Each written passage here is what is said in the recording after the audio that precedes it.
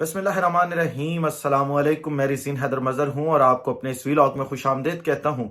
ناظرین، اب سے کچھ دیر پہلے ہماری قوم نے ٹی وی کی سکرین پر ایک اور ڈرامہ دیکھا، اور اس ڈرامے کو دیکھنے کے بعد میں اگر اپنی بات کروں تو میں سکتے میں آ گیا کہ ایک شخص جس کی 70-75 سالہ ماں کو یہ کہا جاتا ہے کہ بیٹے کو کہو عمران خان کو چھوڑ دے ورنہ 70-75 سالہ بزرگ خاتون جو تم ہو تمہارا ریپ کر دیا جائے گا، جس کی سیالکوٹ میں موجود تمام کی تمام فیکٹریز جو ہیں وہ سیل کر دی جائیں، جس کے گھر کا سامان توڑ پھوڑ دیا جائے، جس کے گھر کا سامان اٹھا کے سڑکوں پر پھینک دیا جائے، جس کی بیوی کے ساتھ بدتمیزی کی جائے، آج اس شخص کو ٹی وی سکرین پر لا کے بٹھایا گیا۔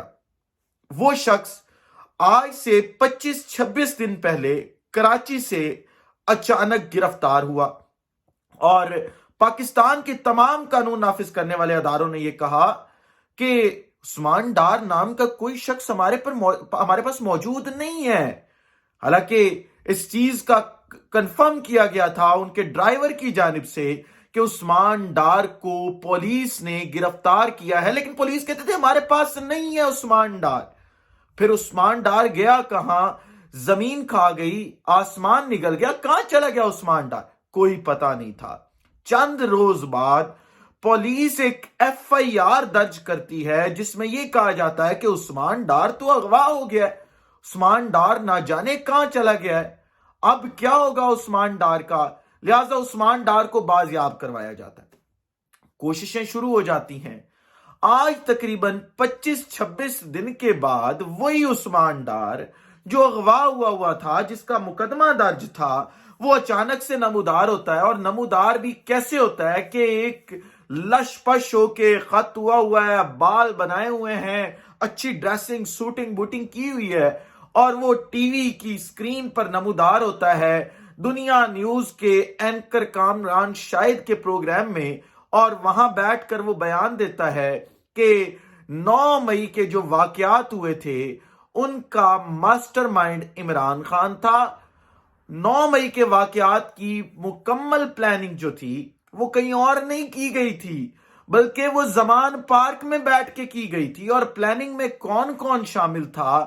پلاننگ میں اعظم سواتی شامل تھا، پلاننگ میں مراد سعید شامل تھا، پلاننگ میں فاروق حبیب شامل تھا، جو پلاننگ تھی اس میں میاں اسلم اقبال شامل تھا۔ یہ تمام کے تمام لوگ اس پلاننگ کا حصہ تھے، اور انہوں نے مل بیٹھ کر یہ پلان بنایا کہ اگر عمران خان کو گرفتار کیا جاتا ہے تو ہم نے فوجی تنصیبات پر حملے کر دینے ہیں، ہم نے جی ایچ کیو پر حملہ کرنا ہے، ہم نے کور کمانڈر ہاؤس پر جا کر حملہ کرنا ہے، ہم نے آئی ایس آئی کے دفاتر پر حملہ کرنا ہے۔ یہ اسکرپٹ تو پہلے بھی سنایا اسکرپٹ ہے، یہ کوئی نیا اسکرپٹ تو نہیں ہے۔ ہم نے دیکھا تھا آج سے کچھ ماہ پہلے ایک فیکٹری لگائی گئی تھی، اور وہ فیکٹری کس چیز کی تھی؟ وہ ایک پریس کانفرنس کی فیکٹری تھی، جس میں را مٹیریل آتا تھا، پریس کانفرنس کرتا تھا، دوسری طرف سے پاک صاف ہو کر نکل جاتا تھا۔ اور آج بھی ہم نے وہی دیکھا کہ وہ عثمان ڈار جس کی 75 سالہ ماں کو دھمکیاں دی گئیں کہ ہم تمہارا ریپ کریں گے، وہ عثمان ڈار جس کی فیکٹریاں بند کی گئیں، جس کو یہ کہا گیا کہ تم اب کاروبار چلا کے دکھاؤ، عدالتی حکم ناموں کے باوجود اس کی فیکٹریاں بند کی ڈی سی سیالکوٹ نے، وہ عثمان ڈار جس کے گھر کا سامان توڑا گیا تھا، وہی عثمان ڈار اس فیکٹری کے پروسیس سے گزرا ہے اور دوسری طرف سے پاک صاف ہو کے نکل گیا ہے، اور اب عمران خان کے خلاف وعدہ معاف گواہ بھی بن گیا ہے۔ آپ خود دیکھیں کہ کیا اب یہ قوم جو پاکستانی قوم ہے یہ اس سکرپٹ کو مانے گی جو آج دنیا نیوز کی سکرین پر چلایا گیا؟ کیا اس سکرپٹ کا کوئی جواز بنتا ہے یا کہیں پہ وہ سکرپٹ سٹینڈ کرتا ہے؟ ہرگز سٹینڈ نہیں کرتا۔ اب چند لوگ جو ہیں وہ آئیں گے، وہ کہیں گے کہ عثمان ڈار کی مجبوریاں تھی، عثمان ڈار جو ہے وہ بیچارہ مجبور تھا، کیا مرتا کیا نہ کرتا، پریس کانفرنس کر دی اور یہ بھی کہہ دیا کہ میں نے پاکستان تحریک انصاف کے پلیٹ فارم سے سیاست شروع کی تھی اور پاکستان تحریک انصاف کے پلیٹ فارم پر ختم بھی کر رہا ہوں، اب اس کے بعد میں سیاست کا حصہ نہیں رہوں گا، پاکستان کی سیاست کا، پاکستان تحریک انصاف کے بعد کسی بھی سیاسی جماعت میں نہیں جاؤں گا۔ یہاں پہ کہانی ختم نہیں ہوتی. کتنے دن ہوئے تھے عثمان ڈار کو گرفتار ہوئے؟ 25 دن، 26 دن، 27 دن میکسیمم ہو گئے تھے عثمان ڈار کو گرفتار ہوئے. کیا ہم نے اور آپ نے یہ معاملہ نہیں دیکھا پورے کا پورا کہ جو اعجاز چودھری ہے وہ گرفتار ہے، اس کا داماد میاں عثمان اکرم گرفتار ہے، ان کی فیملی پر کوئی پریشر نہیں ہے، ان کو کوئی پریشر نہیں ہے، ان پر کوئی دباؤ نہیں ہے کسی قسم کا، وہ اندر سے نہیں ٹوٹے ہوئے، ان کو توڑے جانے کی کوششیں نہیں کی جا رہی. ڈاکٹر یاسمین راشد جو کینسر کی مریضہ ہے وہ ٹرائل بھگت رہی ہے، وہ عدالتوں میں پیش ہو رہی ہے. پھر سابق گورنر عمر سرفراز چیمہ، وہ دیکھ لیں، اس کی بیوی کو گرفتار کیا گیا ہے، اس کو گرفتار کیا گیا ہے، وہ جیلیں بھگت رہے ہیں. میاں محمود رشید کو میں نے بھی دیکھا ہے، آپ نے بھی دیکھا ہے کہ عمر کے کس حصے میں وہ جیلیں بھگت رہا ہے. پرویز الہی کو دیکھ لیں کہ کس طرح سے 100 سے زائد دن ہو گئے جیل میں پڑا ہوا ہے. شاہ محمود قریشی کو دیکھ لیں کس طرح سے جو ہے وہ آج بھی عمران خان صاحب کے ساتھ ڈٹ کے کھڑا ہوا ہے. باقی تمام لوگوں کو آپ دیکھ لیں، یہ تمام کے تمام لوگ تو خان کے ساتھ ڈٹ کے کھڑے ہیں. چلیں ان کو پھر بھی کوئی سیاسی لالچ ہوگا، ختیجہ شاہ کی مثال لے لیتے ہیں، صنم جاوید خان کی مثال لے لیتے ہیں. یہ تو ایک نارمل ورکرز تھے، انہوں نے کیا کیا تھا؟ صرف احتجاج کیا تھا. ختیجہ شاہ کا کیا قصور تھا؟ صرف وہ دوپٹہ پھینکا تھا، اور یاسمین راشد، طیبہ راجہ نے دوپٹہ پھینکا تھا، اور ختیجہ شاہ تو یاسمین راشد کے ساتھ صرف گاڑی میں موجود تھیں. ان لوگوں نے کیا کیا تھا؟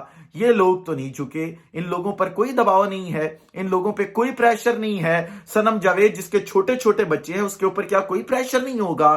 اسے کوئی دھمکی نہیں دی جاتی ہوگی فیملی کی، کوئی اور معاملہ نہیں کیا جاتا ہوگا؟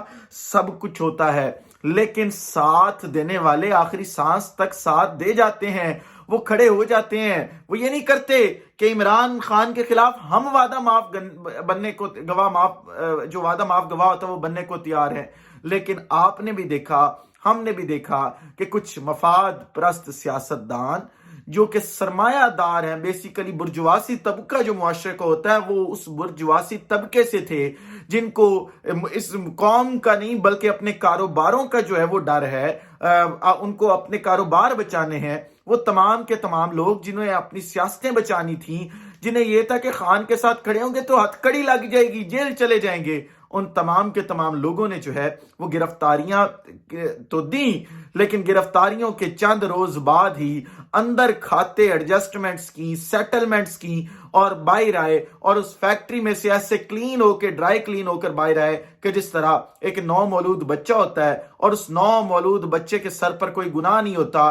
ہاں، یہ 9 مئی کے واقعات میں پہلے تمام لوگ مطلوب تھے، ان کو گرفتار کرنا تھا، لیکن اب کوئی بھی شخص جو ہے وہ مطلوب نہیں ہے، کیونکہ اس فیکٹری سے گزر کے دوسری طرف جا چکا ہے. اس ولاگ سے اجازت دیجیے، اگلے ولاگ میں دوبارہ ملاقات ہوتی ہے. اپنا خیال رکھیے، اپنے کے لوگوں کا خیال رکھیے، وطن عزیز پاکستان کا خیال رکھیے.